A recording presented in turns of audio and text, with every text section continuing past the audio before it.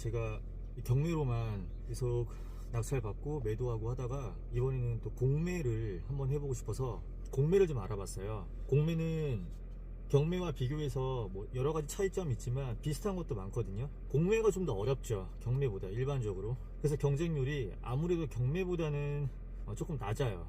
아주 조금 낮은 게 있고 많이 낮은 게 있어요. 공매는 물건을 찾는 것 자체가 조금 까다롭기 때문에 사람들이 잘 모르고 지나가는 것들이 많거든요. 이 공매 중에서도 공매의 꽃이라는 신탁 공매를 제가 이번에 낙찰받게 되었습니다. 원래 공매 물건이 나온 곳이 A동, B동이 나왔었어요.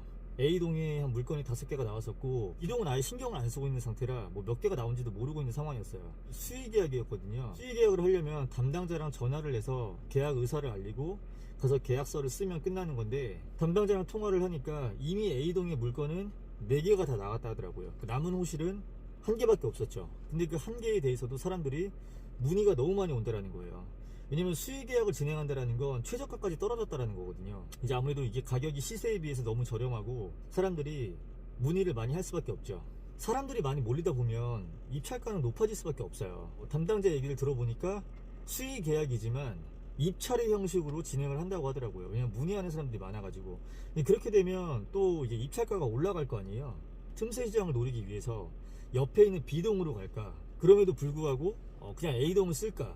왜냐면 A동이 B동보다 그 구조 자체도 그렇고 더 괜찮았거든요. 고민을 하다가 그냥 틈새 시장을 노리자라고 생각을 했습니다. 또 A동에 남아있는 호실, 거기는 이제 변수가 뭐였냐면 현재 살고 있는 임차인이 변호사를 선임해서 뭐 맞소송을 진행하고 있다고 하더라고요. 소송에서는 어차피 임차인이 질 게 뻔한데 문제는 그렇게 되면 좀 시간이 길어진다는 거예요. 더군다나 공매는 인도명령 제도가 없습니다. 명도도 경매보다는 쉽지 않은데 변호사까지 선임을 했다고 하니까 더욱더 명도 저항이 심할 것 같아서 그냥 A동 물건은 과감하게 포기를 하고 제가 B동에 들어갔는데 제가 낙찰이 되었죠. 빌라 같은 경우에는 아무래도 누수가 변수이기 때문에 옥상 올라가서 방수 페인트도 한번 살펴보고 또 주민들도 만나서 뭐 이야기 나눌 수 있는 시간이 있으면 그렇게 해보려고 합니다. 수의계약 같은 경우에는 제가 낙찰이 됐다고 해서 무조건 계약을 해야 되는 건 아니에요. 최고가 매수인으로 선정이 됐지만 계약은 안 한다고 할 수도 있어요. 임장 가서 정말 이건 안 되겠다 싶으면 계약을 뭐 취소할 수 있는 거니까. 그렇다고 저한테 뭐 금전적인 피해가 발생하는 건 아니니까 지금 임장을 가보려고 합니다. A동에 임장을 왔었는데 이 B동은 안 와봤거든요. 그래서 지금 B동도 임장을 한번 가봐야 될 것 같아요. 우선 첫 번째로 확인해야 될 게 옥상의 방수 페인트. 누수가 제일 중요합니다. 옥상을 올라가야 되는데 제발 비번이, 현관 비번이 있길. 출입문을 열었습니다. 다행했습니다.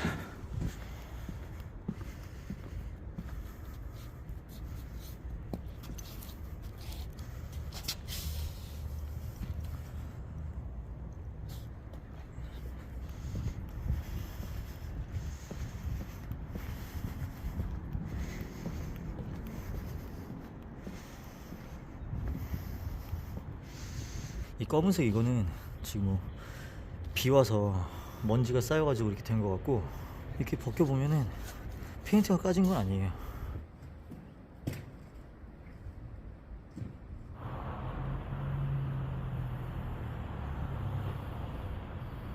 임장을 하다 보니까 벌써 시간이 거의 해가 질 듯 말 듯한 시간인데, 제가 영상에 담지는 못했는데 옥상에서 내려오면서 호스를 하나하나 다 눌러봤어요. 왜냐하면 공매 같은 경우는 인도명령이 안 되기 때문에 임차인이랑 빨리 협상을 진행하는 게 중요해요. 그래서 임장 온 김에, 집에서 2시간 거리 아닙니까? 2시간씩 걸려서 온 김에 하나라도 더 얻고 가고자 이제 주변 이웃들 만나서 좀 이런저런 얘기를 해보려고 했거든요. 근데 제가 온 시간이 평일이고 또 퇴근 시간 전이기 때문에 많은 사람들이 인기척이 없더라고요. 근데 정말 딱 운이 좋게도 302호분이 문을 열더라고요. 근데 302호라는 게 되게 좋은 게 뭐냐면, 왜냐면 제가 낙찰받은 곳이 202호거든요. 근데 바로 윗집을 탐문해 보는 게 되게 좋아요. 왜냐면 누수라든지 그런 거에 대한 직접적인 영향이 있는 곳이 윗집이기 때문에. 만나서 물어봤죠. 뭐 이런저런 얘기를 막 했는데 우선 누수는 없다고 하고 생활에 불편함 같은 건 전혀 없다고 했어요. 202호분에 대해서도 물어봤죠. 아예 모른다 하더라고요. 우편물을 봤을 때 살고 있는 것 같아요. 제가 계약을 본격적으로 하고 나서 다시 와서 협상을 봐야 되지 않을까 생각을 하고 있고요. 그리고 제가 건물 바깥에서 채광 같은 걸 확인해 봤어요. 저는 몰랐는데 사람들이 채광을 굉장히 많이 따진다 하더라고요. 그래서 채광 같은 것도 확인했는데 괜찮은 것 같더라고요. 오늘은 이렇게 임장을 끝냈고 직접 현장 와서 살펴봤는데 뭐 나쁘지 않은 것 같으니까 이제 계약을 진행해야 될 것 같습니다.